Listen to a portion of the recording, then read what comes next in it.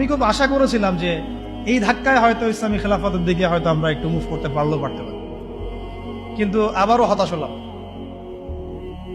চরমভাবে হতাশ হলাম।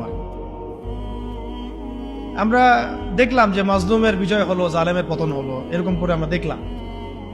ইতিহাসে হয়েছে, ফেরাউন ধ্বংস হয়েছে, নমরুদ ধ্বংস হয়েছে, কিন্তু আমরা যেন ওই ওই ফেরাউনের কবল থেকে নিষ্কৃতি প্রাপ্ত ওই উদ্ধত বনু ইসরায়েলের মতো হয়ে না যায় আবার।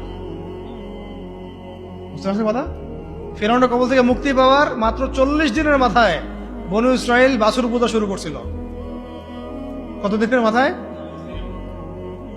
আর আমরা তো 40 দিন লাগে নাই, 7 দিনের মাথায় আমরা মাশাআল্লাহ ট্রান্সজেন্ডার, সুদ, পশ্চিমাদের দাস, এমন কিছু মানুষকে আমরা আমাদের মাথার উপরে নিয়ে চলে আসলাম। আল্লাহ আমাদেরকে বোঝার তৌফিক দান। এখন